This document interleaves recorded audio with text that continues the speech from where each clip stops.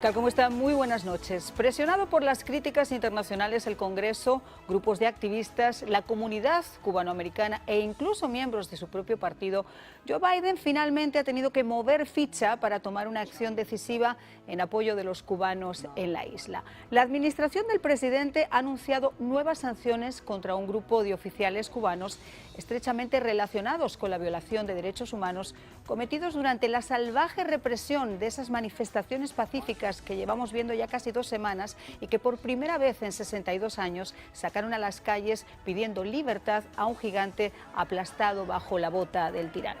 El Departamento del Tesoro ha informado mediante un comunicado que el detestable general Álvaro López Miera y la temida Brigada de Tropas Especiales del Ministerio del Interior de Cuba, más conocidas como las Avispas Negras, están en su lista de infames invitados en base a la ley Magnitsky, una ley del año 2012 que permite al presidente de los Estados Unidos emitir sanciones a cualquier extranjero que haya violado los derechos humanos o cometido actos de corrupción, sin importar quiénes sean ni de dónde vengan. Aunque cuesta creer que haya sanciones contra estos individuos de segunda o de tercera y que no los haya contra quien incitó a las calles, por ejemplo, a matar a sus propios hermanos, como Díaz-Canel, o al que de verde olivo sigue sentándose en el monte del Olimpo. Habrá que tener paciencia o resignación y esperar al momento en que finalmente paguen por sus crímenes ante una corte internacional o ante la propia justicia divina, donde para colmo de la ironía van a ser juzgados bajo los preceptos democráticos que tanto desprecian y que les garanticen lo que ellos han negado por décadas a su pueblo. Porque estas lacras sociales, no contentas con secuestrar a golpe de palo, cárcel o balas a su propia gente, para someterlos a su barbárica mentira, han enterrado, entre otros muchos derechos, el derecho a un juicio justo. Un acto de tiranía que ahora más que nunca está llevando a que los miles de detenidos por las protestas se enfrenten a cargos inventados, sin representación de un abogado y sentencias de años de prisión inadmisibles en galeras de mala muerte. A este respecto, y entre madres que denuncian estos juicios despóticos, ilegales y exprés en los que ni siquiera fueron notificados, ayer mismo un tribunal local condenó a 1 año de prisión al fotógrafo que filmó el fragmento del videoclip de la canción Patria y Vida, convertido, como saben, en himno de los que piden libertad y democracia. Pero al final del día estos son palos de ciego, porque por más que quieran reprimir las voces, el eco ya está fuera, y lo saben. Y su régimen tiránico tiene los días contados. A Pinocho le han cortado la nariz y al viejo Gepetto ya no le dan las manos para tallar otro, antes de partir al infierno. Ya comenzamos. Para demostrarte que sirven tus ideales. Somos humanos, aunque no pensemos iguales. No nos tratemos ni dañemos como animales. Esta es mi forma de decírtelo. Llora mi pueblo y siento yo su voz. Tu 59, yo doble 2, 60. Bueno, pues por lo menos algo ha cambiado. No sé si mucho o poco, pero ya tenemos por lo menos algunas posiciones. Y antes de entrar en materia, quisiera presentarles a mis invitados. Está con nosotros Sergio Comas, analista político. Muchas gracias por acompañarnos. Gracias por la invitación. Sebastián Arcos, director asociado del Instituto Cubano de Investigaciones de Fayú. Muchas gracias también. Y antes de entrar en materia, yo quiero poner este video, porque hemos visto que lo que digo dije, lo que dije Diego, y al final hay sanciones. Pero ¿qué es lo que lo ha propiciado? Yo creo que gran parte de lo que ha hecho que se cambiara de opinión han sido imágenes como esta. I stand. I stand. I stand. I stand. I stand. I stand. Stand with the people of Cuba. I stand with the people of Cuba. After 6 decades of socialist dictatorship, we call for freedom and democracy in Cuba. I stand with the people of Cuba. I stand firmly with the people of Cuba. As some in this country are pushing our nation towards more and more socialism, the people of Cuba are standing up for their own liberty.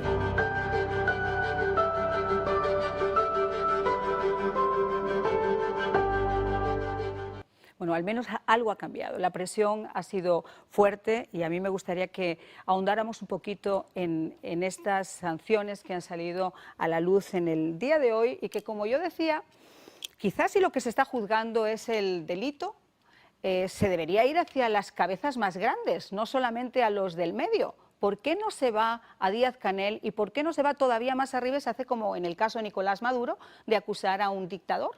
Yo le concedo un gran valor, además del simbólico que tiene una carga política muy grande que demuestra no solamente la presión que han tenido los congresistas cubanoamericanos, sino, como viste, en el propio gobierno hay la opinión de que el presidente debía pronunciarse de esa manera.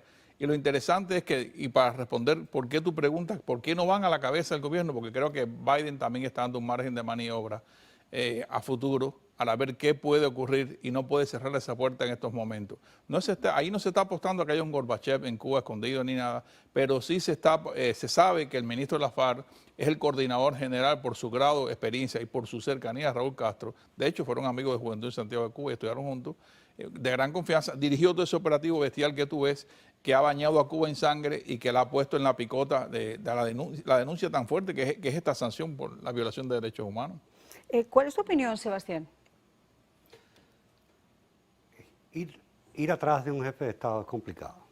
Sí, pero se ha hecho con Nicolás Maduro, se ha hecho con Ortega, se ha hecho... pero siempre es complicado. Cuando son jefes de Estado en funciones, sería más fácil ir detrás de Raúl que de Díaz-Canel.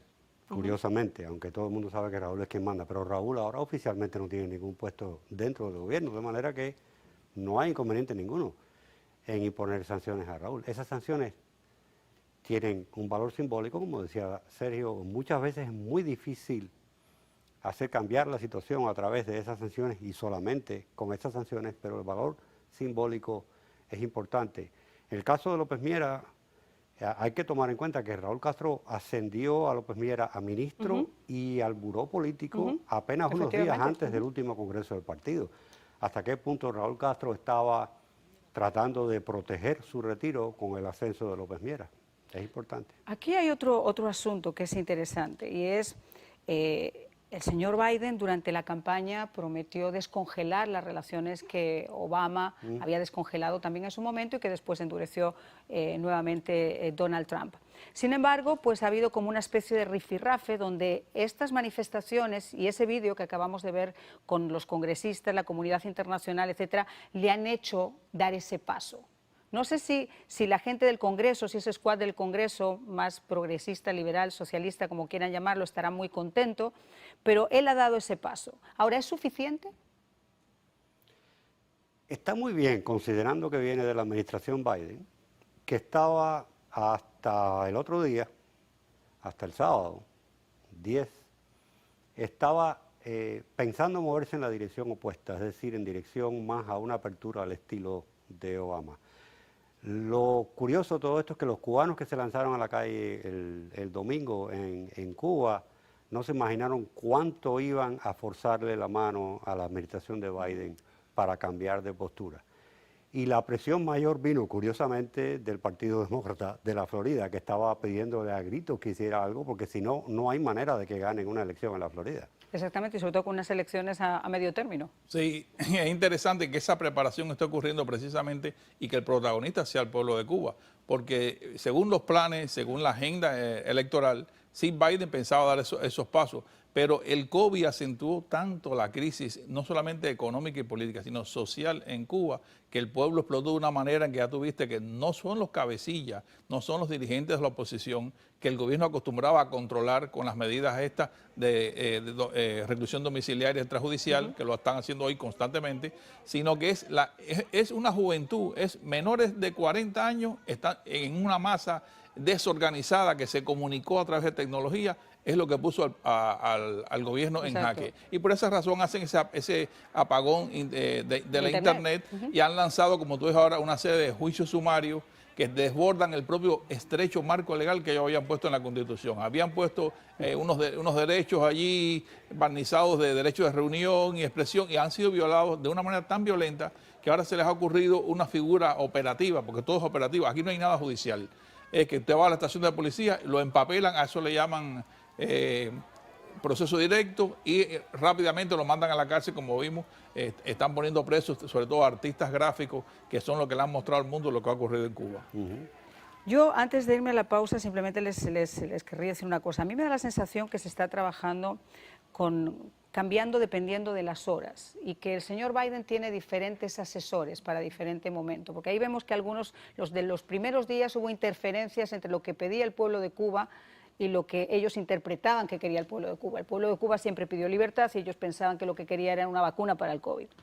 Y durante mucho tiempo la Casa Blanca y el señor Biden lo mantuvo y su secretaria de prensa lo mantuvo. Ayer hubo un town hall al mismo tiempo que Hannity hizo su town hall aquí con el gobernador y con los congresistas cubanoamericanos en el sur de la Florida y curiosamente no habló del tema de Cuba, no lo mencionó siquiera. Y ayer habló también de las remesas y dijo que estaba en estudio, que había organizado un grupo de estudio para saber qué iba a pasar con las remesas y se levantaba el tema de las... Y cambiaba pasando con esos juicios express. Bueno, tenemos unas declaraciones de Junior García, actor y dramaturgo, que tuvo la oportunidad de hablar con Silvio Rodríguez, que pide ahora amnistía para los detenidos en estas protestas. Al parecer, porque revisaron los videos de las protestas, fueron localizando a las personas que podían reconocer y a esos manifestantes los han ido a buscar a sus casas y los están acusando de desorden público, incitación a delinquir, una serie de delitos prefabricados. Lo que más molesta en la situación actual es que es cierto que se dieron incidentes violentos, es cierto que hubo hechos que podrían ser criticables, pero esos hechos violentos ocurrieron en ambos lados, tanto de los que estaban manifestándose contra el gobierno como de los simpatizantes a los que el gobierno les dio la orden de salir a las calles a combatir. Bueno, pues yo ¿qué les puedo contar? Yo les decía que al final del día estos individuos van a tener tanta suerte que cuando tengan que ser juzgados ellos lo van a hacer bajo los preceptos democráticos que les garantiza un juicio justo, algo muy diferente a lo que está pasando en este momento. Y tenemos con nosotros a Ciel Babastro, realizador del vídeo Patria y Vida. Muchísimas gracias por estar con nosotros. Hoy precisamente tu compañero fue condenado a 1 año de cárcel por haber participado en esas manifestaciones. ¿Qué nos puedes contar? Bueno, imagínate, eso es una situación que no fue una sorpresa para nadie que las represalias del gobierno fueran así y tan caóticas. Lo que sí es una sorpresa es la lógica de la forma en la que ellos intervienen a esas personas, ¿no? Primero, ellos ahora con toda esta parafernalia sumaria y además aleccionadora, porque lo están haciendo así básicamente con los jóvenes, sobre todo, además jóvenes que tienen un punto, que están siendo observados por otros jóvenes que son de alguna manera influencers. Ángelo es un artista visual bastante conocido dentro de Cuba y esto de alguna manera le sirve al régimen para aleccionar a los otros que pudieran salir en su defensa o que pudieran defender su postura. Entonces obliga todo el tiempo a que haya un estado de conservación entre los otros artistas y además eso está sumado a la naturalización del silencio en Cuba, que es un país donde las madres nos crían con el dedo índice en la boca por quizás cuidarnos del descalabro y ellas no saben que a veces están tocando un reflejo condicionado que es el de avanzar sobre la mentira a cualquier precio, ¿no? Entonces es una situación muy difícil, hay un daño antropológico para los jóvenes ahora mismo, pero que al final la lógica no puede ser violada. Ahora, le tocó grabar la parte en Cuba de Michael Osorbo. ¿Vosotros imaginabais en algún momento que esta canción se iba a convertir en el himno de la libertad? Ese himno que ha roto muros, que ha traspasado montañas y que además, a diferencia de cualquier otra cosa, es imposible contener. Fue algo que previmos en una porción muy pequeña. No supimos de verdad cuán grande podía ser hasta que de repente nos llamaron del Parlamento Europeo y nos invitaron a hablar allí sobre el tema y dijimos, wow, esto está llegando a un montón de oídos y además, sobre todo que estuvimos con la vicepresidenta del Parlamento Europeo y hablándonos de la canción como que le había tocado muy fuerte y eso quizás despertó a Europa un poco de la desidia que tenía sobre el tema Cuba y casi la complicidad que había de la Unión Europea con Cuba. Todo el mundo sabe que al final los métodos de Cuba son tan sucios que no nos sorprendería que muchos de los gobernantes o de la gente que defiende a Cuba estén bajo algún tipo de manejo de la dictadura. Porque en este caso, imagínate, le ponen 1 año por hacer unas fotografías en una protesta. Exacto. O sea, tienen la potestad de poder elegir qué cargos te ponen? A ver, en realidad, si No hay ni siquiera representación legal, ahora lo vamos a ver con Sebastián. Si tú aplicas la lógica, en cualquier país del mundo, un muchacho que sale de su casa con su cámara a hacer las fotos de unas protestas que están ahí a la vista de todos, que se busque un año de privación de libertad, eso probablemente no te lo pueda creer nadie. Esto podría ser un chiste para cualquiera, en un país normal donde aplica la lógica. Pero en Cuba es un disparate. Nos ha dejado a todos muy... Sebastián, estos juicios, y en eso tú eres un experto, estos juicios completamente ilegales, bochornosos, que se han repetido por décadas, pero que ahora están tomando mucho más fuerza con lo que está pasando. ¿La comunidad internacional tiene algún peso, como pasó en el caso de Camila Costa, por ejemplo, que por el hecho de trabajar para diarios internacionales, por ejemplo, pues se hizo mucha más presión para que la liberaran? ¿La comunidad internacional puede tener algún peso en que eso cambie? Hay cosas que se pueden hacer. A veces es difícil conseguir algo de un régimen que está decidido, como en este caso, a retornar el terror a las calles de Cuba, y lo que describía él es esencialmente el terror totalitario, que es lo que mantenía a la gente en el silencio hasta el domingo. Y ellos quieren volver a poner otra vez el genio dentro de la botella. Eso no se puede lograr, eso se puede lograr temporalmente. Ya los cubanos saben que se puede hacer. Hay cosas que se pueden hacer. Ya Prisoners Defenders, por ejemplo, de España, está haciendo muchas cosas efectivas a nivel de Naciones Unidas, a nivel de los mecanismos de Naciones Unidas que tanto manipula la dictadura de Cuba cuando le conviene. Y esas cosas tienen su impacto. Hay que ser sistemático, hay que buscar caso por caso, nombre por nombre. O sea, no se puede decir hay que liberar a todo el mundo, no, hay que decir hay que liberar a fulano y a mengano, por esto, por esto, por esto.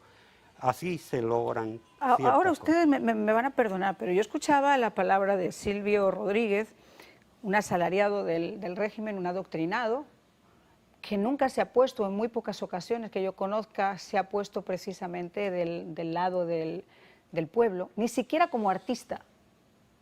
¿Qué peso pueden tener sus palabras ahora pidiendo amnistía para aquellos que están presos? O sea, a buenas horas, mangas verdes. Silvio es un simulador. Yo creo que al final, lejos de cualquier posicionamiento, Silvio lo que está es generando un estado de opinión y protegiendo una izquierda cool que sobrevive en Cuba, en Miramar y en esos barrios pijos de La Habana.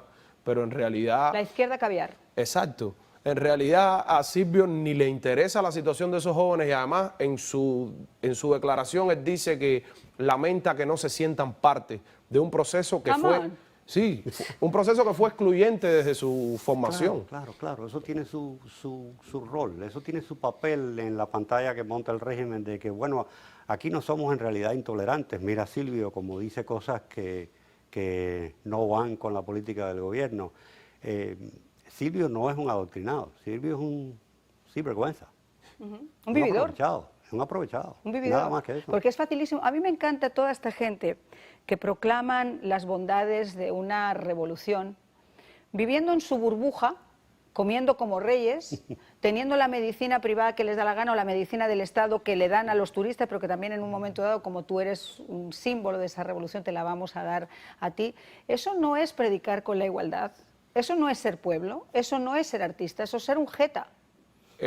Silvio hizo una gira por los barrios de Cuba, los barrios marginales de Cuba, los barrios que verdaderamente tenían dificultades en Cuba. Pero en su transcurso hacia esos barrios, él lo que se mostró fue como: yo soy el rey Midas que no toca nada aquí, o sea, ni siquiera voy a convertir en oro nada, pero me asomo a la pobreza de la gente para que vean que yo soy cool. Y se asoma mal. Y se asoma de una forma indignante, porque las primeras declaraciones de este señor que ahora pide amnistía fue decir que no había visto fuerza policial. Hermano, gradúate la vista, porque de verdad, si eso no lo vio, estamos mal. No, definitivamente en Cuba, Cuba es el país de la doble verdad. O sea, la verdad que simulan y la verdad. Ya, es simple. Pero también en lo que decía muy bien él, Silvio es representante de esa izquierda moderna que dicta lo que es justo, lo que es divino, lo que hay que hacer desde una postura completamente burguesa y capitalista. son izquierdosos de Mercedes-Benz, que están en todas partes del mundo, están en España, están aquí en Estados Unidos y por supuesto que están en Cuba. Yo digo, cánceres, son cánceres con metástasis y no hay que poner quimioterapia, hay que extirpar esos tumores. Así es tu reflexión. Bueno, yo prefiero terminar con cine. Memorias de su desarrollo, una película que cambió la vida de Cuba, tiene una escena donde Sergio mira en el catalejo el monumento al Maine y cuando sube esas dos columnas ve que el águila imperial ya no está y dice, y la paloma que iba a donar Picasso, muy cómodo eso de ser comunista y millonario en París. Me encantó, te la voy a copiar, te la copio. Muy bien. Lo más importante es que a pesar de todo el esfuerzo que está haciendo el régimen por aplastar lo que pasó el domingo y que afecta directamente a personas que conocemos y lo hemos visto en todas partes, al final no van a poder dominar la situación, no va a ser mañana o el mes que viene o el año que viene, pero la gente sale a la calle de nuevo y este es el principio del fin, sin duda. Por supuesto, y además sobre todo si tenemos en cuenta que, como yo decía al comienzo, a Pinocho le han cortado la nariz y al viejo Gepetto ya no le dan las manos. Quizá no sea el momento ahora, pero yo me pregunto, y les pregunto a ustedes y le pregunto también a usted que está en casa, ¿qué va a pasar cuando el viejo Gepetto se vaya al infierno? ¿Podrán mantener ese cuento por más tiempo? Muchísimas gracias. Gracias.